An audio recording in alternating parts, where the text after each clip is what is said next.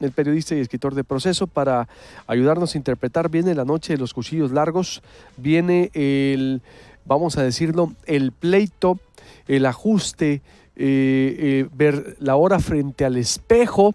Bueno, no sé si sean autocríticos, también ahí los panistas algunos, porque van a ver los defectos afuera antes de adentro, cuando está muy claro. ¿Qué viene en el PAN? ¿Qué está pasando, mi estimado Álvaro? Te saludo con gusto, buenos días. ¿Qué tal? Muy buenos días al auditorio.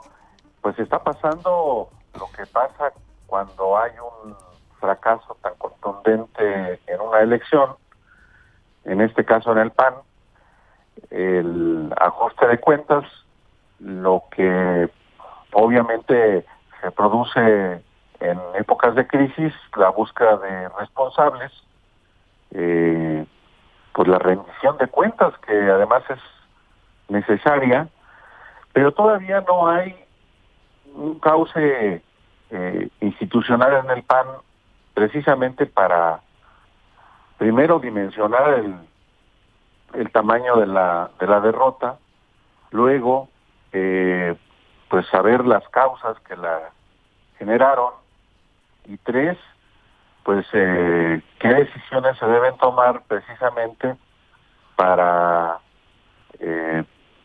darle vuelta a la página y como creo que debería ocurrir, pues definir una posición muy clara ya ante el nuevo gobierno. En el PAN todavía hay hay mucho ruido, hay muchos pronunciamientos, habrá muchos más, pero todavía no hay certeza de lo que debe hacerse de manera institucional en ese partido después de más de una semana de la derrota contundente de Ricardo Anaya y de muchas derrotas a lo largo del país. Es decir, no han comenzado ni el análisis, ¿no? No han procesado nada, es decir, en el partido. Mira, digamos que ahorita lo que está pasando es algo, pues, hasta cierto punto lógico. Los resultados han generado, pues, estados de ánimo, algunos de los cuales tienen que ver con una conducta depresiva y por tanto hay silencio. El caso más claro es el de Ricardo Anaya. Anaya ha guardado silencio después del pronunciamiento que hizo en la noche del 1 de julio al reconocer el triunfo de López Obrador y de anticipar que el PAN será oposición a ese nuevo gobierno. No ha habido una sola señal de parte de él, ni siquiera, digamos, ha emitido un tuit, por lo menos, para agradecer a la gente que votó por él. Hay un silencio absoluto. El único que ha dado la cara públicamente es el presidente del PAN, Damián Cepeda, paisano de ustedes, y que ha dicho inclusive que el propio Ricardo Anaya puede volver a presidir el PAN, y esto ha dado lugar en el propio partido a interpretaciones en el sentido de que buscaría inclusive su propia reelección.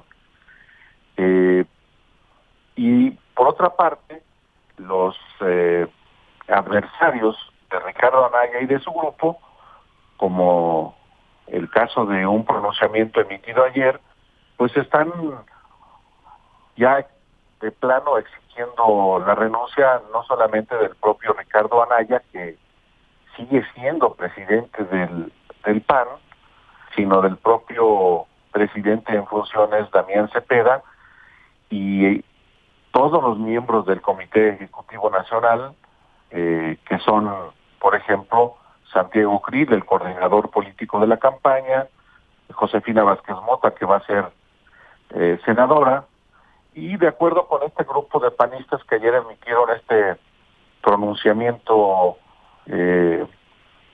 para exigir la renuncia, pues lo que se impone además es la necesidad de una refundación del PAN después de tan contundente derrota, la elección de una nueva dirigencia que conduzca también la elección interna que debe haber después de la elección, conforme a los estatutos, y pues también, como yo lo publico en este número de proceso que está en circulación, pues debe haber rendición de cuentas y definición de responsables.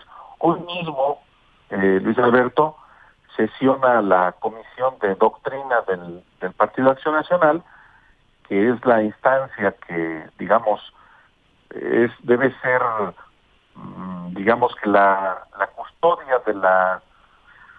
de la propia ideología panista, que está presidida por Juan José Rodríguez Prats, a quien yo entrevisté la semana pasada y publico en proceso la entrevista, y esta comisión de doctrina pues tiene también que definir pues lo que resultó de la alianza con el Partido de la Revolución Democrática y Movimiento Ciudadano, que a la luz de los resultados pues fue un fiasco. Totalmente. ¿Qué habrá de venir entonces? Ese proceso de selección de dirigente, Álvaro, ¿a quién ves? Bueno, ya ha dicho Rufo Ape, ¿no? El exgobernador, sí. Se volvió a apuntar, por ejemplo. Sí, mira, bueno, en primer lugar, los propios estatutos del PAN establecen que después de cada elección, de cada elección constitucional, como fue la del 1 de julio, debe haber una elección interna para renovar las dirigencias. Esto no es solamente a nivel nacional, sino también en los estados. En Sonora va a ocurrir, en Chihuahua va a ocurrir, en todos los estados.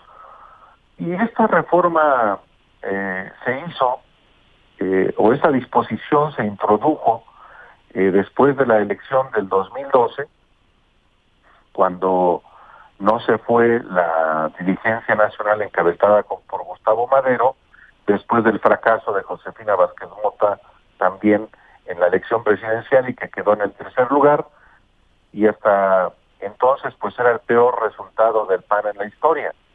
Hoy claramente, ya con los cómputos concluidos, el peor candidato en la historia del PAN pues es Ricardo Anaya, porque no solamente fue peor candidato que Josefina Vázquez Mota. Recuerda que Josefina obtuvo 25% de los votos y Ricardo Anaya solamente el 22%.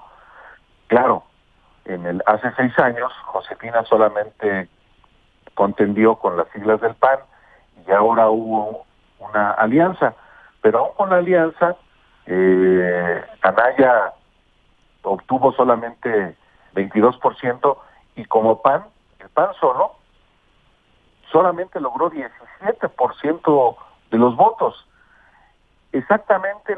Casi exactamente los votos, por el porcentaje de votos que obtuvo Manuel Cloutier el Maquío hace 3 décadas. O sea, es de una derrota contundente que hizo retroceder al PAN pues a niveles de hace 3 décadas también en el ámbito legislativo. Entonces, pues tiene que venir una elección interna y eso es precisamente lo que está tratando de evitar Anaya y su grupo según sus adversarios. Pero eso está establecido en los estatutos. La elección puede ser en agosto, puede ser en septiembre, en octubre, en noviembre, en diciembre. El problema es que en la medida en que el PAN se tarde en elegir a sus nuevos dirigentes para que tengan legitimidad, pues en esa medida no va a poder definir adecuadamente cuál es la agenda que va a tener ante el nuevo gobierno, cuál es la posición que va a asumir ante el nuevo gobierno, que no hay que olvidar, llega con una fuerza tremenda. Entonces es parte de lo que hoy en el PAN se está se está discutiendo de una manera muy informal. También una cosa que corresponde hacer, de acuerdo con las prácticas del PAN, ya muy deterioradas, pues es convocar al Consejo Nacional para discutir precisamente la dimensión de la derrota y las razones que condujeron a ella. Nada de eso está ocurriendo todavía, y por lo que se ve, el grupo de Anaya pues no quiere ni por mucho que esto comience a discutirse, porque va a quedar en evidencia pues lo que todo el mundo sabe, que el responsable sustantivo de este desastre electoral pues es Ricardo Anaya. Totalmente. Por último, ¿para qué le alcanza al PAN? ¿O qué papel lo ves jugando en este sexenio? ¿Oposición radical? Ahora sí, digo, a lo mejor se va a querer separar y no cometer el error que hizo con el peñanietismo, que se sentó a la banca y se mimetizó. Es decir, se afianzó el PRIAN. Ahora vendrá un PAN duro, un PAN dócil, no sé. ¿Qué ves? Es que esa es parte de las definiciones que deben asumir, porque no es... porque en el 2012 había de parte de Peña Nieto una necesidad de, en primer lugar, sentarse, afianzarse en el poder, porque aunque ganó con un margen de 6 puntos, digamos, en Peña Nieto, todo el mundo vio los excesos cometidos y que gracias a ellos Peña Nieto ganó. Y por tanto Peña Nieto requería del aval de la oposición para sentarse en la silla presidencial. Por eso precisamente fue el Pacto por México. Pero 6 años después, con un triunfo de López Obrador, con el 53% de los votos, con 30 millones de votos, pues no requiere evidentemente ningún respaldo para su legitimidad, que es muy clara. Pero más allá de eso, lo que sí requiere, creo, el país, es una oposición que, aún disminuida en términos cuantitativos, sí sea un contrapeso en el Congreso en particular para advertir asuntos que, de acuerdo con ellos, sean lesivos para el país. Y para eso se requiere un partido o partidos estables, consolidados, y en este momento ni el PRI ni el PAN están en esa condición.